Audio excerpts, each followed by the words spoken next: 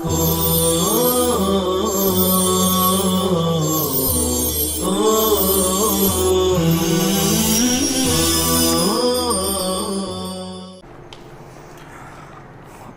صل على محمد كلما ذكره الذاكرون وكلما غفل عن ذكره الغافلون يا رب صل وسلم دائما ابدا على حبيبك خير الخلق كلهم.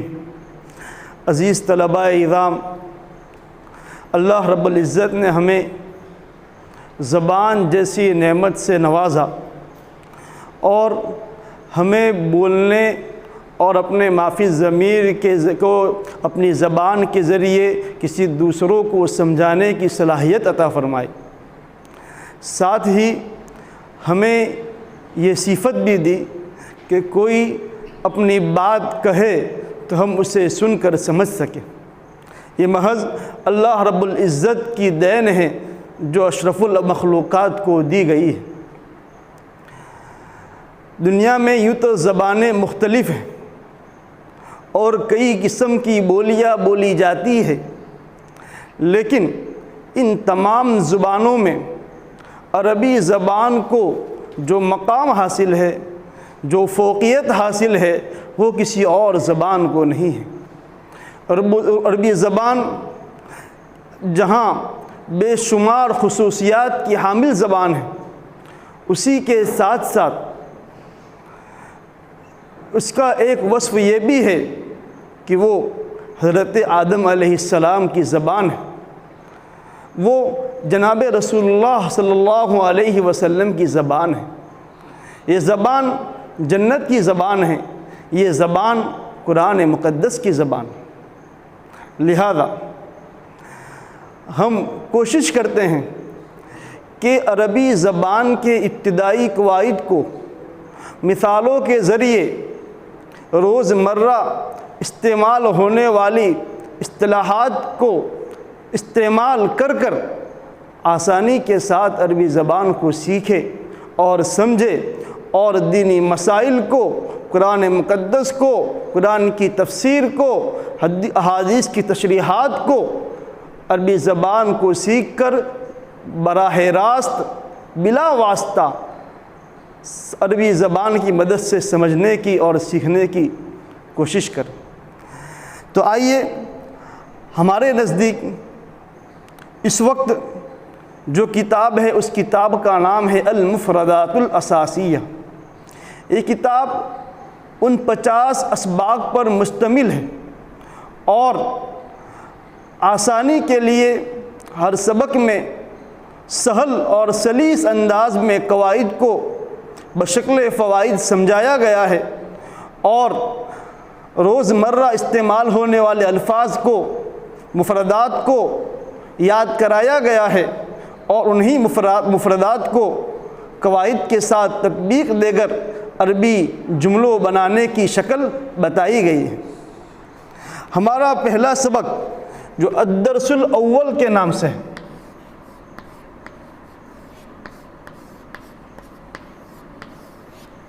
الدرس الاول پہلا سبق. اس سبق کے اندر اسماء اشارہ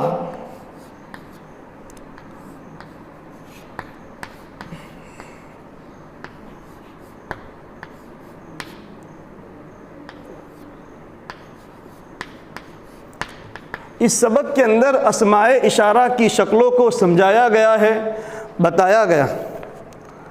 سب سے پہلے ہم سمجھیں کہ اسماء اشارہ کسے کہتے ہیں، پھر یہ سمجھیں گے کہ مذکر اور مؤنث کسے کہا جاتا ہے. اسماء اشارہ کہتے ہیں ان اسماء کو، ان الفاظ کو جن کے ذریعے کسی چیز کی طرف اشارہ کیا جائے، کسی چیز کو مخاطب کیا جائے تو جس چیز کے ذریعے جس اسم کے ذریعے کسی چیز کی طرف اشارہ کیا جائے اسے اسماء اشارہ کہا جاتا ہے. اور مذکر کہتے ہیں مرد کو اور مؤنث کہتے ہیں عورت کو. اب جو چیزیں مرد کے لیے استعمال ہونے والی ہے، یعنی جو چیزیں مذکر ہیں یا جو مرد ہے اسے مذکر کہا جائے گا اور جو عورت ہے اسے مؤنث کہا جائے گا۔ سب سے پہلے فوائد کو سمجھتے ہیں۔ اس سبق میں الدرس الاول میں 3 فوائد کو ذکر کیا گیا ہے۔ فائدہ نمبر 1، ھذا، ھذہ، ذالک، تلک۔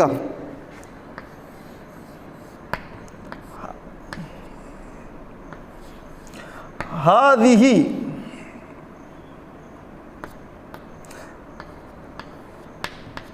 ذالک،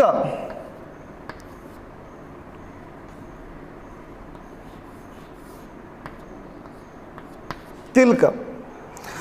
ھذا، ھذہ، ذالک، تلک کو عربی میں اسماء اشارہ کہتے ہیں۔ ان کے ذریعے کسی کی طرف اشارہ کیا جاتا ہے۔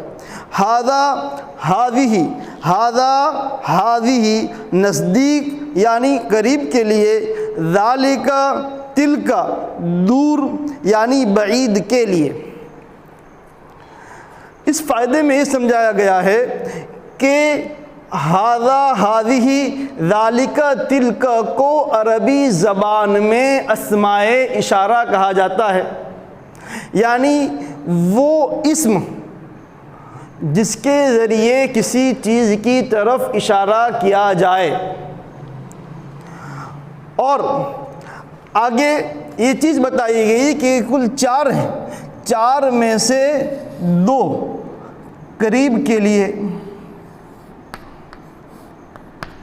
یعنی کسی ایسی چیز کی طرف اشارہ کرنا مقصود ہو جو قریب میں ہے، جو بولنے والے کے نزدیک ہے، اس کے لیے ھذا اور ھذہ کا استعمال ہوتا ہے۔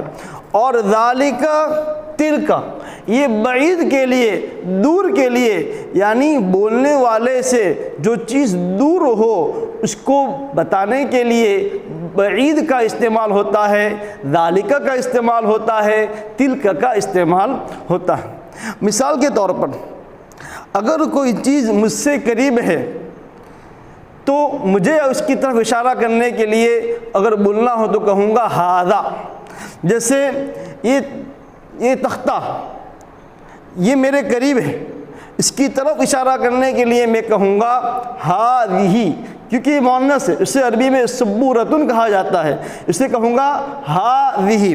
اور اگر ایک چیز مجھ سے دور ہے، دروازہ مجھ سے دور ہے، اب اس کی طرف اشارہ کرنے کے لیے اگر مجھے کچھ کہنا ہو تو کہوں گا ذالک۔ تو قریب اور بعید، اس کو سمجھ لینے کے بعد فائدہ نمبر 2، مذکر مرد کو اور مؤنث عورت کو کہتے ہیں۔ جیسا کہ اب ایک بات سمجھنا ضروری ہے کہ مذکر یا تو انسان ہوگا یا جانور ہوں گے، جانوروں میں نر مادہ مذکر مؤنث ہوتے ہیں، یا پرندے ہوں گے، یہ تو جاندار چیزیں ہوئی۔ لیکن کیا بے جان چیزوں کے اندر بھی مرد اور عورت ہوتے ہیں، مذکر اور مؤنث ہوتے ہیں؟ سوال یہ ہوتا ہے۔ اس کا جواب یہ ہے کہ کچھ چیزوں کو ہم اپنی زبان میں مذکر استعمال کرتے ہیں اور کچھ چیزوں کو ہم اپنی زبان میں مؤنث استعمال کرتے ہیں۔ مثال کے طور پر اگر مجھے کہنا ہو میرا سر، تو میرا سر، سر یہ ہو گیا مذکر، اس لیے کہ میں بول رہا ہوں میرا۔ اسی طرح اگر مجھے کہنا ہو قلم، تو میں کہوں گا میرا قلم۔ تو میرا ہم اپنی زبان میں اس کو کیسا استعمال کر رہے ہیں؟ مذکر۔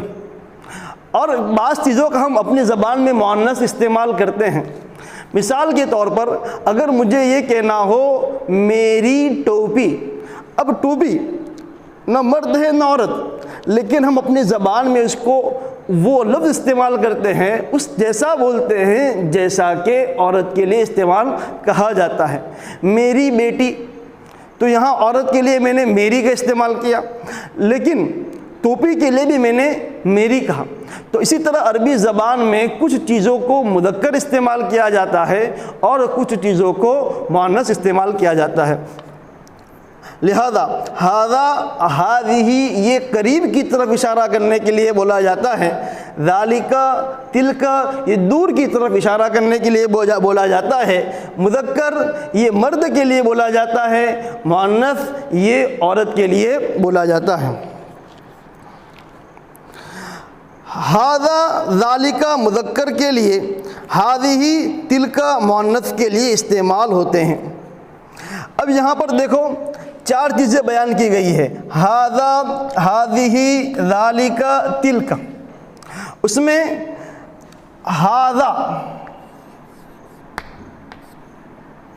اور ذالک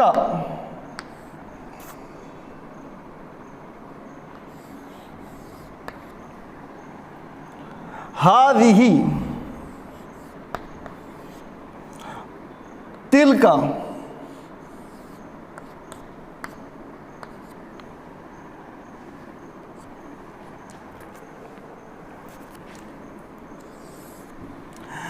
ھذا مذکر کے لیے، ذالک مذکر کے لیے، ھذہ مؤنث کے لیے، تلک مؤنث کے لیے استعمال ہوتا ہے۔ اب اگر کوئی چیز میرے نزدیک ہے اور وہ مذکر ہے اور مجھے اس کی طرف اشارہ کرنا ہو تو میں کہوں گا ھذا، تو یہ ہوگا مذکر قریب، ہوگا مذکر قریب۔ ایک چیز مجھ سے دور ہے اور وہ مذکر ہے، مجھے اس کی طرف اشارہ کرنے کے لیے جو لفظ استعمال کرنا ہوگا وہ لفظ ہوگا ذالک۔ ذالک یہ مذکر بعید ہوا۔ ایک چیز مجھ سے قریب ہے لیکن وہ مؤنث ہے، مجھے اس کی طرف اشارہ کرنا ہے تو میں کہوں گا ھذہ۔ ھذہ مؤنث قریب کے لیے، ھذہ مؤنث قریب کے لیے۔ اور اگر ایک چیز ہے جو مجھ سے دور ہے اور وہ مؤنث ہے، اس کی طرف اشارہ کرنے کے لیے میں جو لفظ لاؤں گا، جو اسم لاؤں گا وہ ہوگا تلک۔ تلک یہ مؤنث بعید کے لیے استعمال ہوگا۔ لہذا یہ بات اچھی طرح سمجھ میں آنا چاہیے کہ ھذا یہ مذکر قریب کے لیے، یعنی جو چیز مجھ سے قریب ہے اور اس کی طرف اشارہ کرنا ہو اور وہ مذکر ہو تو ھذا، اگر وہ مجھ سے دور ہو اور وہ مذکر ہو تو ذالک، اگر کوئی چیز مجھ سے قریب ہو اور وہ مذکر مؤنث ہو تو ھذہ، اور اگر مجھ سے دور ہو اور مؤنث ہو تو تلک استعمال کیا جائے گا۔ جی، فائدہ نمبر 3، عربی میں جن چیزوں کے آخر میں گول تا لگتی ہے ایسے الفاظ مؤنث مانے جاتے ہیں، ان کے لیے ھذہ اور تلک کا استعمال کیا جاتا ہے۔ ایک آخری فائدہ، تیسرا اور آخری فائدہ بیان کر رہے ہیں کہ ہمیں کس طرح سمجھ میں آئے گا کہ یہ مذکر ہے اور یہ مؤنث۔ تو اس کو سمجھنے کے لیے ایک اصول، ایک ہمیشہ کا قاعدہ بیان کر دیا کہ جس چیز کے آخر میں، جس اسم کے آخر میں گول تا لگی ہوئی ہو وہ مؤنث ہوگا۔ جیسے مدرستن، یہ مدرستن کے آخر میں گول تا لگی ہوئی ہے تو یہ ہو گیا مؤنث۔ سبورتن،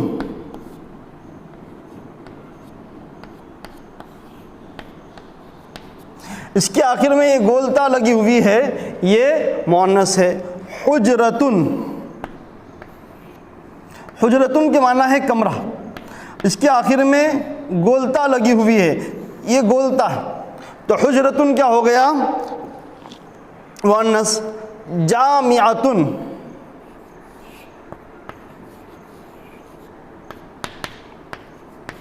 جامعتن کے آخر میں بھی گول تا لگی ہوئی ہے، لہذا یہ جامعتن ہو گیا مؤنث۔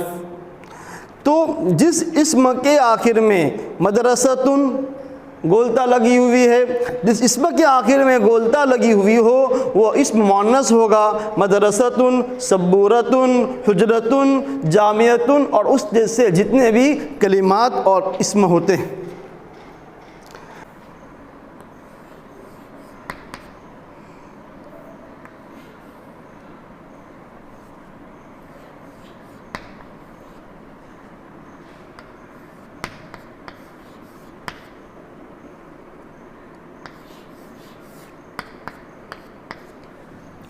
ھذا اس کے معنی ہے یہ، ھذہ اس کے معنی بھی ہے یہ، اس لیے کہ دونوں قریب کی طرف اشارہ کرنے کے لیے بولے جاتے ہیں۔ ذالک اس کے معنی ہے وہ، تلک اس کے معنی بھی ہے وہ، کیونکہ یہ دور کے لیے بولے جاتے ہیں۔ اب مثال کے طور پر ایک اسم ہے کتابن،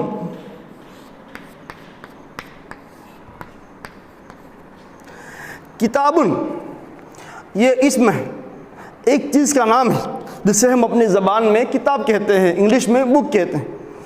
اب کتابن یہ اگر میرے نزدیک ہے، میرے قریب ہے، تو اس کے لیے میں کیا بولوں گا؟ اور اس سے پہلے مجھے یہ جاننا ضروری ہے کہ یہ مذکر ہے یا مؤنث ہے۔ تو ہم کتابن کو دو لکھ لیتے ہیں، ایک قریب کے لیے، ایک بعید کے لیے۔ اگر ایک کتاب مجھ سے قریب ہے، میرے نزدیک ہے، اس کے لیے میں کیا کہوں گا؟ سب سے پہلے تو یہ ہے کہ کتابن مذکر ہے، اس لیے کہ اس کے آخر میں گول تا لگی ہوئی نہیں ہے، جیسا کہ ابھی بتایا کہ جس کے آخر میں گول تا لگی ہوئی ہوگی وہ مؤنث ہوگا، اور جس کے آخر میں گول تا لگی ہوئی نہیں ہوگی وہ مذکر ہوگا۔ تو کتابن کے آخر میں آپ کو گول تا نہیں دکھ رہی ہے، لہذا کتابن کیا ہوا؟ مذکر۔ اب اگر کتاب میرے نزدیک ہے، میرے قریب ہے، تو مجھے دیکھنا ہوگا کہ مجھے کیا بولنا ہے۔ تو سب سے پہلے تو قریب کے لیے کیا بولیں گے؟ تو قریب کے لیے بولیں گے ھذا یا ھذہ۔ اب ان دو میں سے کچھ ہوگا ہی نہیں، جو ہوگا وہ ھذا میں سے ھذا ہوگا یا ھذہ ہوگا۔ اب ھذا یا ھذہ میں سے کتابن سے پہلے کیا آئے گا؟ اس کو سمجھنے کے لیے ہم یہ طے کریں گے کہ کتابن مذکر ہے یا مؤنث۔ کتابن ہم نے جان لیا کہ مذکر ہے، لہذا کتابن سے پہلے آئے گا ھذا۔ اس کا ترجمہ ہوگا یہ کتاب ہے، یہ کتاب ہے۔ اگر کتاب دور ہے، سب سے پہلے دیکھیں گے کہ کتاب مذکر ہے یا مؤنث۔ تو کتاب ہے مذکر، تو ہم ذالک اور تلک میں سے کتاب سے پہلے ذالک لائیں گے، ذالک کتابن۔ اس کا ترجمہ ہوگا وہ کتاب ہے، یعنی جو مجھ سے دور ہے، مجھ سے دور کتاب کی طرف اشارہ کرنے کے لیے کہہ رہے ہیں وہ کتاب ہے۔ اور قریب کے لیے کہیں گے ھذا کتابن، یہ کتاب ہے۔ اسی طرح ایک دوسرا لفظ ہے قلم۔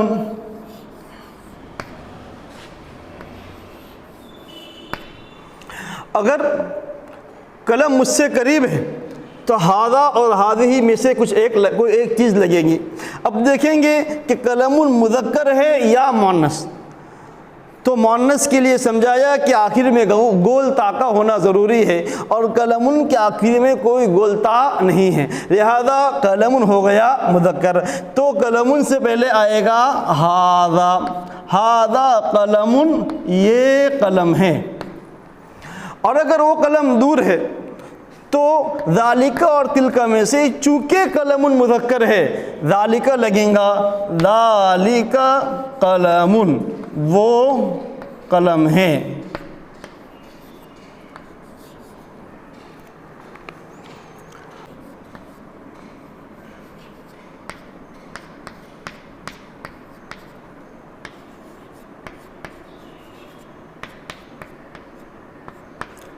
جیسا کہ میں نے اس سے پہلے آپ کو بتایا کہ مدرستن اس کے آخر میں گول تا ہے، تو مدرستن مؤنث ہوا اس لیے کہ جس کے آخر میں گولتا ہوتی ہے وہ مؤنث ہوتا ہے، لہذا مدرسۃ ہوا مؤنث۔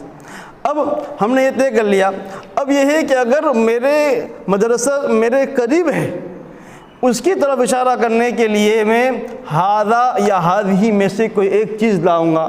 چونکہ مدرسۃ مؤنث ہے تو شروع میں آئے گا ہذہ، ہذہ مدرسۃ، ہذہ مدرسۃ، یہ مدرسہ ہے۔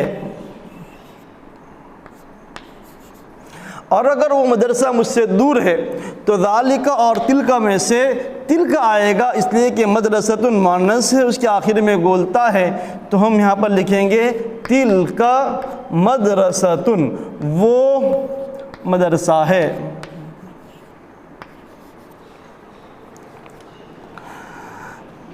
جامعۃ،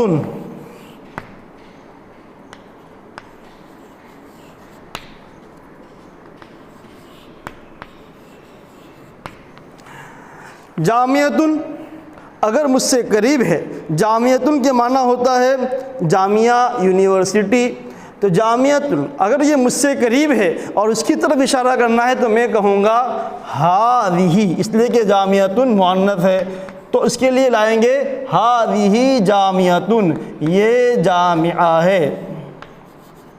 اور اگر مجھ سے دور ہے تو ذالک اور تلک میں سے تلک آئے گا، تلک جامعۃ، تلک جامعۃ، وہ جامعہ ہے۔ اسی طرح ایک اور لفظ ہے فصل،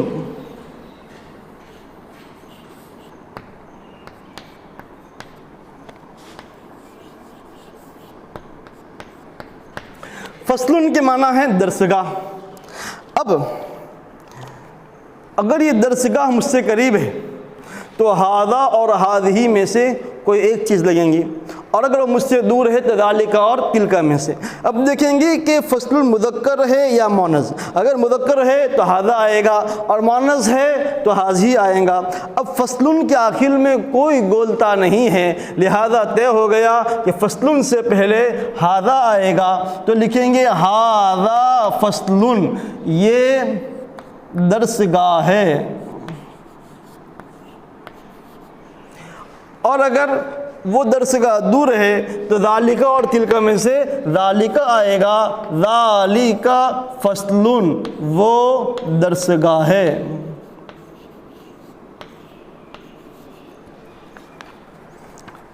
ایک اور مثال لیجئے،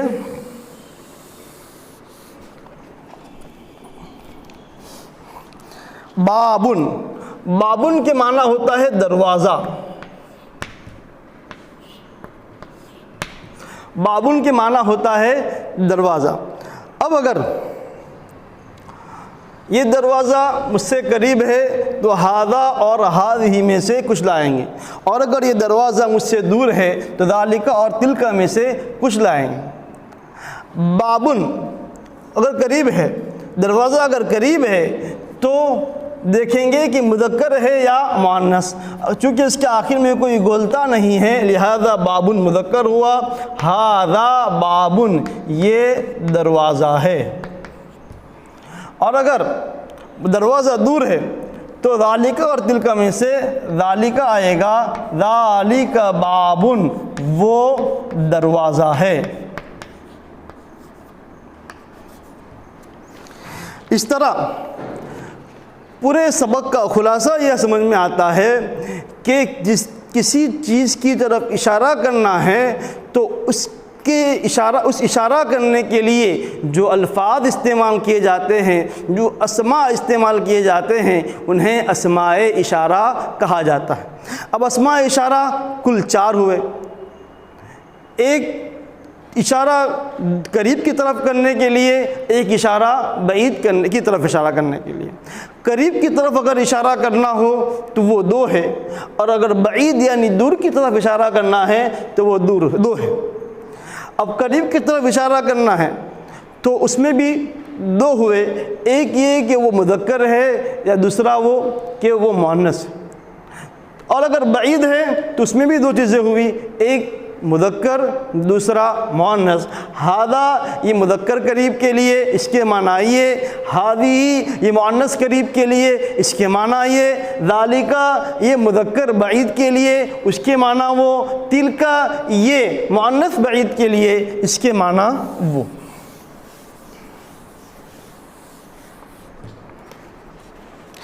اسی کی کچھ مثالیں کتاب میں دی گئی ہے۔ ھذا حامد، ھذا کتاب،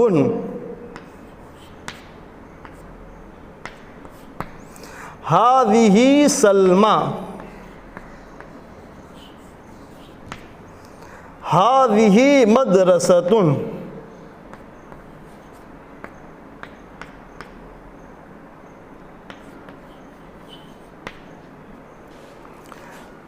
ذالک راشد،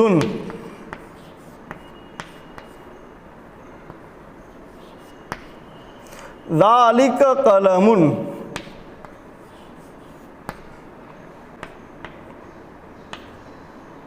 تلک اسماء، تلک جامعۃ۔ یہ کل 8 مثالیں ہیں، ہر ایک کی مثال اور اس کا معنی سمجھتے جاتے ہیں۔ ھذا حامد، اس کے معنی ہے یہ حامد ہے۔ یہاں دیکھو حامد مذکر ہے، اس لیے ھذا مذکر لائے، اور دوسری بات یہ سمجھ میں آئی کہ حامد چونکہ قریب ہے اس لیے اس کی طرف اشارہ کرنے کے لیے ھذا اس میں اشارہ قریب لے کر آئے۔ ھذا کتاب، یہ کتاب ہے، چونکہ کتاب قریب ہے اس کے لیے اس میں اشارہ قریب ھذا لے کر آ گئے، اور کتاب مذکر ہے اس لیے ھذا بھی مذکر ہے۔ ھذہ سلمى، یہ سلمہ ہے۔ سلمہ ایک عورت کا نام ہے، اور عربی زبان میں قاعدہ ہے کہ اگر کوئی لفظ اور کوئی اسم عورت کا نام ہو تو اس کے لیے ھذہ سلمى، سلمہ چونکہ ایک عورت کا نام ہے اس لیے اس کی طرف اشارہ کرنے کے لیے ھذہ لے کر آ گئے، اور اس کا ترجمہ کریں گے ھذہ سلمى، یہ سلمہ ہے۔ ھذہ مدرسۃ، یہ مدرسہ ہے۔ مدرسۃ چونکہ مؤنث سے آخر میں گولتا ہے اور یہ قریب ہے اس لیے اس میں اشارہ قریب مؤنث ھذہ لے کر آ گئے۔ ذالک راشد، وہ راشد ہے۔ راشد چونکہ مذکر ہے اور وہ بولنے والے سے دور ہے اس لیے ذالک لے کر آ گئے، اور ذالک اس میں اشارہ بعید مذکر لے کر آئے۔ ذالک قلم، قلم، قلم کے معنی ہے پین، قلم، چونکہ یہ قلم مذکر ہے اور بولنے والے سے دور ہے اس لیے اس میں اشارہ بعید مذکر لے کر آئے۔ ذالک قلم، وہ قلم ہے۔ تلک اسماء، اسماء ایک عورت کا نام ہے اس لیے اسماء کے لیے تلک واحد مؤنث لے کر آئے۔ تلک جامعۃ، جامعۃ چونکہ مؤنث ہے اس لیے اس میں اشارہ بعید تلک لے کر آئے۔ تلک جامعۃ، وہ جامعہ ہے۔ اس طرح آج کے پہلے سبق کا ایک حصہ مکمل ہوا۔ انشاءاللہ آئندہ سبق میں اس سبق سے متعلق تمرین اور مفردات بتائے جائیں گے۔ آپ طلباء سے درخواست ہے کہ آپ سبق کو اچھی طرح سمجھیں، جو چیز سمجھ میں نہ آئے رابطہ کر کر پوچھیں، اور جو تمرین دی جائے اسے اپنی کاپی میں اتار کر لکھ کر اس کے فوٹو ہمیں ارسال کریں۔ وآخر دعوانا الحمدللہ رب العالمین۔